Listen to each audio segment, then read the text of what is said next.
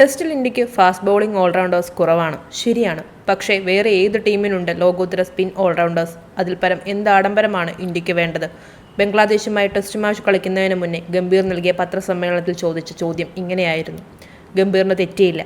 Indian team പ്രതിസന്ധി ഘട്ടങ്ങളിലായപ്പോഴൊക്കെ മുന്നിൽ നിന്ന് നയിക്കാൻ എല്ലാ കാലവും അവരുണ്ടായിരുന്നു. ഇന്ത്യയുടെ സ്വന്തം സ്പിൻ ഓൾറൗണ്ടേഴ്സ്. അതിൽ മാസ്റ്റർ ക്ലാസ് എന്ന് പറയുന്നത് അശ്വിൻ്റെ പ്രകടനവും. ബംഗ്ലാദേശിനെതിരായ ടെസ്റ്റ് മത്സരത്തിലെ ഇന്ത്യയുടെ തുറുപ്പുചീട്ടായിരുന്നു അശ്വിൻ.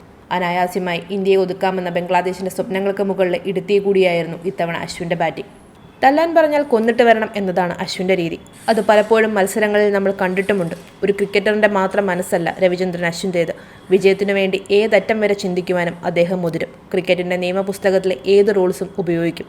എതിർ ടീമിനും കാണികൾക്കും അത് ചിലപ്പോൾ അപ്രാപ്യമായിരിക്കാം. പക്ഷേ ജയത്തിൽ കുറഞ്ഞതൊന്നും അശ്വിൻ മുന്നിൽ കാണുന്നില്ല.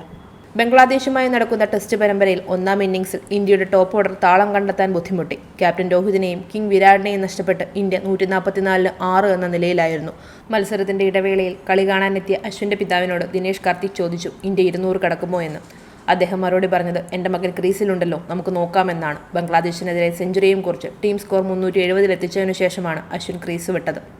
മത്സരം വിജയിച്ച ശേഷം ക്യാപ്റ്റൻ രോഹിത് പറഞ്ഞതുപോലെ എപ്പോഴും അശ്വിൻ ഉണ്ടായിരുന്നു. ഫസ്റ്റ് ഇന്നിംഗ്സിൽ ബാറ്റ് കൊണ്ടാണ് അശ്വിൻ തന്റെ എതിരാളികളെ വേട്ടയാടിയത്. സെക്കൻഡ് ഇന്നിംഗ്സിൽ തന്റെ സ്പിൻ കുരുക്കിലും. ക്രീസിൽ എത്തിയ നിമിഷം മുതൽ അനായാസ്യമായ ബാറ്റിംഗ്.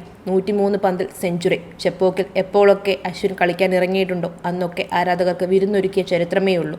തന്റെ ആരാധ്യ പുരുഷനായ രജനീകാന്ത് സ്റ്റൈലിൽ ഒരു നായക പരിവേഷമുണ്ട് അശ്വിന്, പ്രത്യേകിച്ച് ചെന്നൈയുടെ മണ്ണിൽ. അതുകൊണ്ട് തന്നെയാണ് അശ്വിന് ചെപ്പോക്കിൽ ഒരു സ്റ്റാൻഡ് വേണമെന്ന് ആരാധകർ ആഗ്രഹിക്കുന്നതും. ബംഗ്ലാദേശിനെതിരായ പ്രകടനത്തോടെ റെക്കോർഡുകളിലേക്ക് കൂടിയാണ് അശ്വിൻ എത്തിയത്.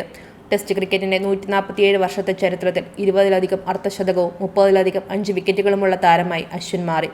രണ്ടാം ഇന്നിംഗ്സിൽ 6 വിക്കറ്റ് നേടിയ അശ്വിൻ തന്റെ കരിയറിലെ 37ാം 5 വിക്കറ്റ് നേട്ടം സ്വന്തമാക്കി. ടെസ്റ്റ് ക്രിക്കറ്റിൽ ഏറ്റവും കൂടുതൽ 5 വിക്കറ്റ് നേട്ടമുള്ള താരങ്ങളിൽ 2ാം സ്ഥാനക്കാരനായി ഷെയ്ൻ വോണിന്റെ 5 വിക്കറ്റ് നേട്ടത്തിനോടൊപ്പം എത്തിയിരിക്കുകയാണ്. 113 റൺസും 6 വിക്കറ്റും നേടി കരിയറിലെ 10ാമത് പ്ലെയർ ഓഫ് ദി മാച്ച് അവാർഡും അശ്വിൻ നേടി. ലോക ക്രിക്കറ്റിലെ ഇതിഹാസങ്ങളുടെ കൂട്ടത്തിൽ അശ്വിനെ പലരും പറഞ്ഞു കേൾക്കാൻ ചിലപ്പോൾ സാധ്യതയുണ്ടാവില്ല. മത്സരശേഷം കമന്ററിയിൽ ദിനേഷ് കാർത്തിക് പറഞ്ഞ പോലെ ചിലപ്പോഴൊക്കെ ആൾക്കാർ ഒപ്പമുള്ളവരുടെ വില തിരിച്ചറിയുന്നത് അവർ ഇല്ലാതാകുമ്പോൾ മാത്രമായിരിക്കും.